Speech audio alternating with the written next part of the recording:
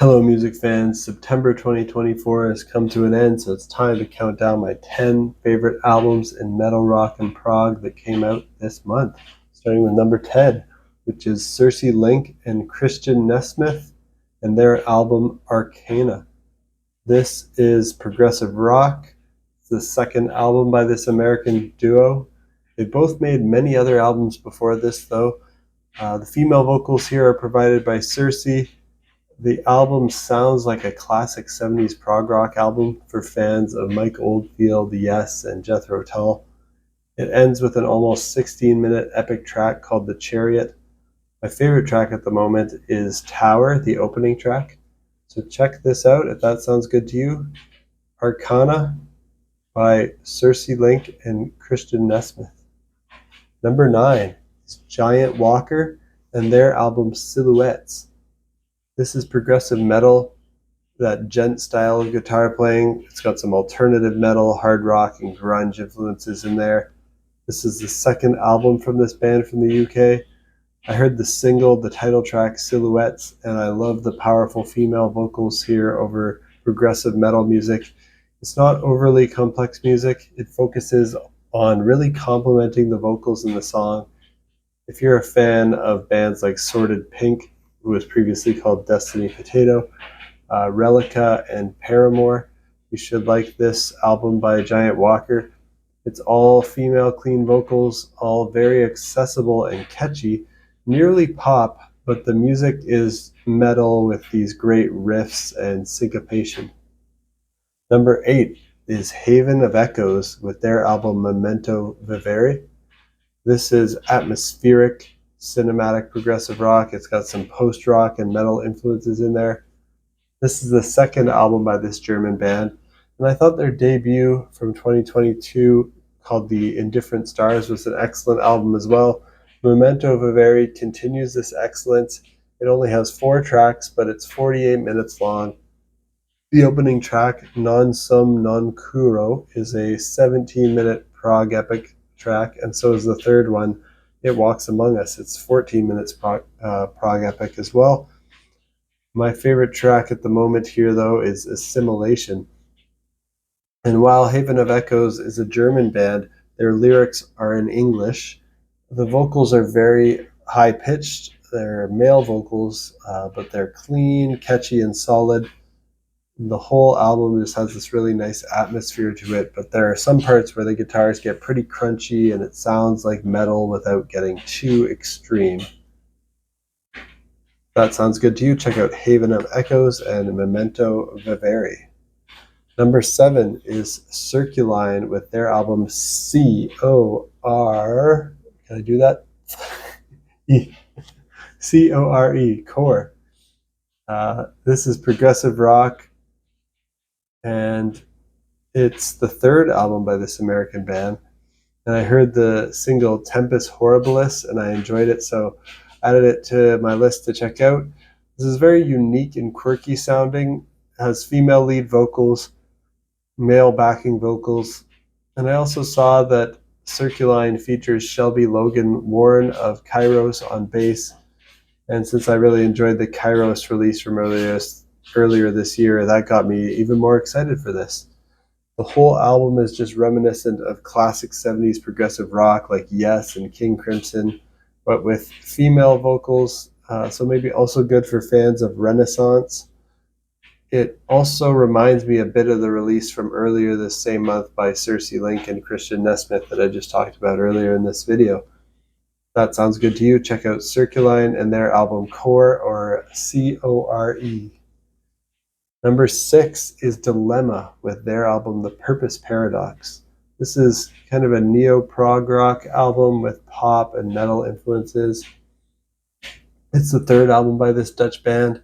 This band features Christopher Gildenlow on bass, who was formerly the bass player of the amazing band Pain of Salvation. The single here, I Am Neon, was just a great song, so that made me add this album to my list to check out.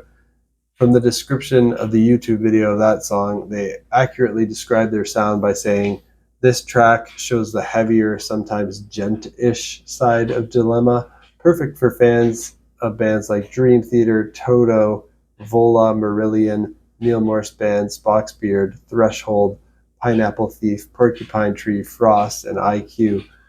Most of the other songs on the album aren't as heavy as that track, though, and they don't incorporate too much djent on other tracks. Their other tracks are more accessible, catchy, poppy, kind of arena rock anthems with progressive compositions with some odd time signatures and excellent musicianship.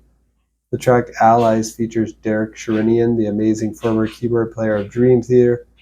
Thunder is a solid, catchy ballad. And the closing track, Outer Light, is a prog epic that's 15 minutes and 39 seconds long. Spotify also features an instrumental version of this album as a bonus disc too, so if you just want to hear the amazing playing by these very talented musicians, the instrumental version could be interesting to you. I like the version with the vocals, of course. That's Dilemma, the Purpose Paradox. Number 5 is Kalandra with A Frame of Mind. This is art rock with pop, Nordic folk, ambient, metal, alternative, new age, and Celtic vibes all mixed in. This is the third album by this Norwegian band. I heard the single Are You Ready? And just really enjoyed it. So I put this album on my list to listen to. Amazing female vocals throughout the album by Katrine Stenbeck. I really like the unique style of blending Nordic folk with Celtic and New Age music and pop hooks over this heavy rock and almost metal music at times. Some parts even reminded me of post-rock music. It's just such beautiful music with beautiful vocals. I think my younger self as a teenager would not have liked this because it's a bit too soft, and I didn't really like Celtic music vibes at that age, but now I can really appreciate it. Some of my favorite tracks at the moment are Bardigan and Are You Ready? Number 4 is Pure Reason Revolution with Coming Up to Consciousness. This is the 6th album from this band from the UK, and I think their last album, Above Circe, and their debut album are both in my excellent tier, and Eupnia, their album before that, is good as well. So I was looking forward to this, and I really enjoyed the single, Dig Till You Die. Great atmospheric music with male and female vocals that starts out soft but then has some heavy parts. If you're a fan of Pink Floyd, Riverside, and Porcupine Tree, I think you'll like this. The whole album continues in this style and is just excellently composed, performed, and produced. This is another excellent tier album from this band.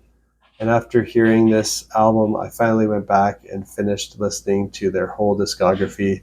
My favorite track from this album at the moment is Useless Animal, which is a song that can bring me to tears about putting your dog down. Maybe the best song to cry to that came out this year so far. I should say that all the albums that I'm talking about in this video are in my excellent tier, which is my third highest ranking tier, except for the number 1 album of the month is going to be in my near masterpiece tier, my second highest. So what's at number 3? It's Jordan Rudess with Permission to Fly. This is progressive rock, the 18th solo album by this amazing American keyboard player. He's well known for his work with Dream Theater, the supergroup Liquid Tension Experiment as well. My favorite solo album that he's done is 2019's Wired for Madness. This one, Permission to Fly, is similar to that, but he's enlisted the help of a great vocalist, Joe Payne, and a great drummer, Darby Todd. And I should have probably written down the name of the other musicians because they're all great as well. Those are the 2 names that I recognized when I read the lineup. The first single released ahead of the album was called The Alchemist. That's just a great song. The second one, Shadow of the Moon, is a nice, softer song. And overall, the album features great keyboard playing, as you can expect from Jordan Rudess, one of the best keyboard players going in the business right now. True virtuoso. But there's also a lot of cool progressive compositions and even some softer ballads and just like really great vocals from Joe Payne. And Even though the vocals on this album are probably the best out of any Jordan Rudess album, I still do prefer the composition style of 2019's Wired for Madness, but this is my second favorite solo album that Jordan Rudess has ever done. If that sounds good to you, check out Permission to Fly by Jordan Rudess. And number 2 is Oceans of Slumber with Where Gods Fear to Speak. This is progressive doom metal with melodic death metal, black metal, gothic rock, even some southern metal, country, gospel, and pop influences thrown in there. This is the 6th album by this American band. Really strong female vocals from Cami. And on this album, now she's doing harsh vocals, I believe for the first time. And while previous Oceans of Slumber albums did have harsh vocals, I believe they were done by other members of the band, and Cami just did clean vocals. Now she does both, and I really love their 2020 self-titled album and the 2 albums they put out before that. I also enjoy their latest album before this from 2022 called Starlight and Ash, but I did find it was a bit of a step down and lacked the heaviness that I wanted to hear from them. From the singles from Where Gods Fear to Speak, I knew it would see them return to the heavier side, and I was excited for that. And upon listening to the full album, it's just excellent as expected. On first listen, I didn't like it as much as their self-titled from 2020, but it's definitely a strong candidate for my second favorite album by Oceans of Slumber, though it's pretty close to Winter and The Banished Heart. Clean vocals from Cami here are just amazing. The harsh vocals can be a little hit or miss for me, but I really like that they're there to provide some aggression and intensity and variety here. A lot of the music on this album is very slow, doomy, and sad sounding, but it's also beautiful, and then they just hit you with these blasts of aggression and intensity with just the right balance between the soft and the heavy. My favorite track after the first couple listens is Poems of Ecstasy. And my number 1 album of September 2024 is Ubiquity and their album The Ascendant Travels Among the Stars. This is progressive death metal, the second album by this Belgian band. Big thanks to Rhyme Signature's YouTube channel for putting this on my radar. 3 of the 4 members of this band are also in the amazing band Omnirod. So definitely check out this album from Ubiquity if you're a fan of Omnirod, or if you're a fan of Opeth back in their progressive death metal era. Also, another band that put out a similar sounding album this year is the band Paya Mater. So check it out if you like their work as well. This album, The Ascendant Travels Among the Stars, it ends with a 14-minute prog epic called In a Blink.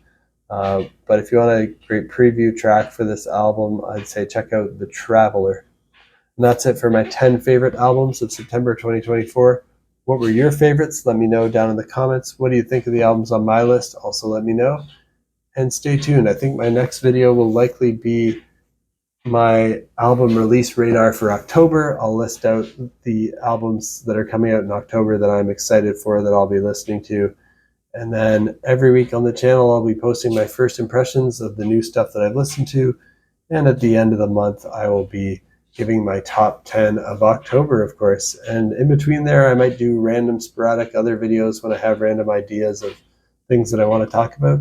So if you like metal, rock, and prog music and like content like that, definitely hit that subscribe button and stay tuned for next time. Peace out.